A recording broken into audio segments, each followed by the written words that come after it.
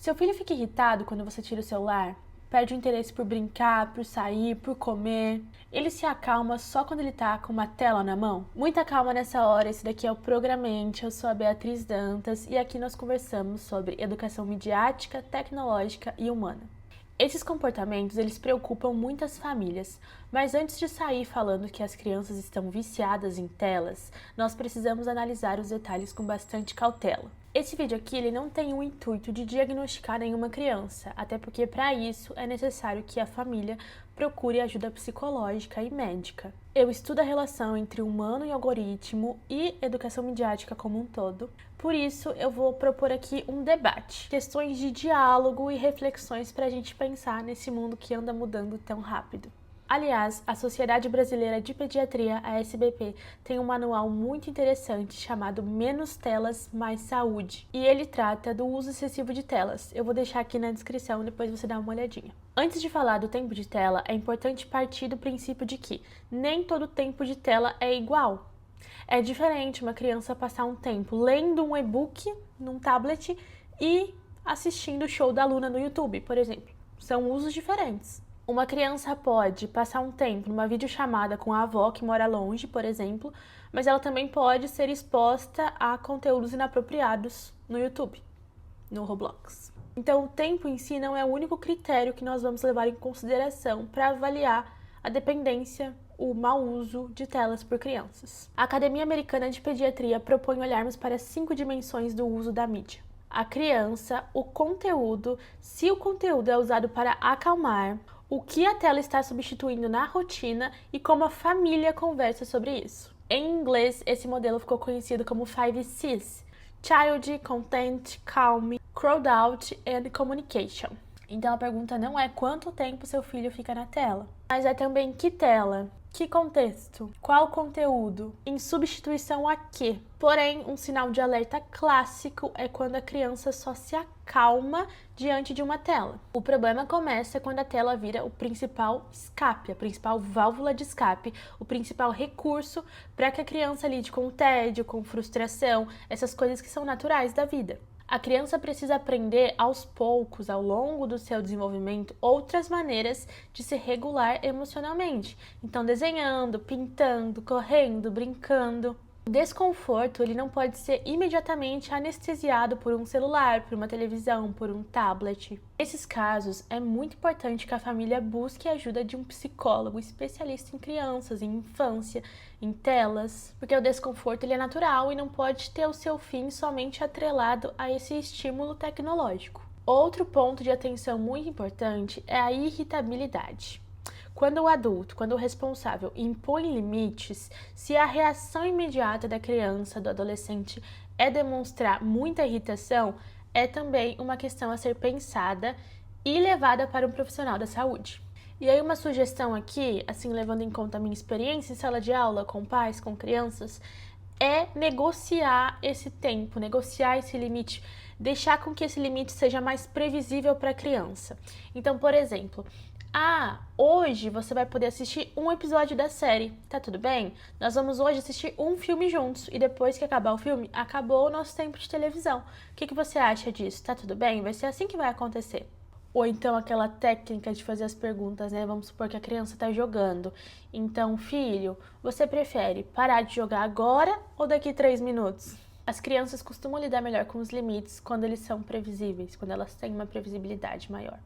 Os estudos das academias de pediatria ao longo do mundo também apontam para questões de sono. Então, se o uso das telas tem prejudicado o sono das crianças, dos adolescentes, é também outro sinal de alerta muito importante. Isso precisa ser equilibrado. As crianças precisam dormir. E a dependência da tela para o sono também pode ser um alerta.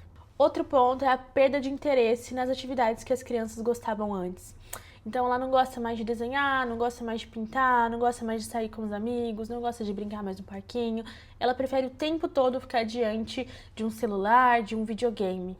E aí o mundo real parece chato demais, lento demais. Isso acontece porque os jogos digitais, as plataformas digitais como um todo, elas são feitas para serem aceleradas, para nos estimular cada vez mais. Nós já estamos aí ali passando tempos, horas e mais horas, numa timeline infinita. Isso também é usado nas crianças, nos adolescentes. Esse estímulo rápido e essa recompensa constante. É por isso que a educação midiática ela vem para tornar esse processo mais consciente e intencional, porque a gente precisa lembrar aquilo que nós estamos consumindo.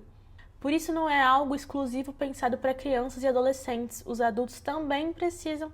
Questões de isolamento social também merecem destaque. Crianças e adolescentes precisam de descanso e privacidade. Porém, quando esse limite entre isolamento social e descanso e privacidade é rompido, existe um alerta aí. Será que essa criança não está vivendo socialmente apenas diante das telas, apenas com os amigos virtuais? Quem são esses amigos virtuais? Quais as redes sociais que essa criança tem frequentado? E redes sociais aqui não como plataforma, mas redes de pessoas que conversam. Com quem essas crianças têm conversado? Quais os chatbots que ela tem entrado, que ela tem escrito mensagens, recebido mensagem, visto coisas? A tela não pode substituir todo o convívio social. A Sociedade Brasileira de Pediatria alerta muito sobre isso, sobre o uso solitário e sem supervisão. Especialmente porque existem muitos conteúdos inadequados que podem prejudicar o desenvolvimento dessa criança.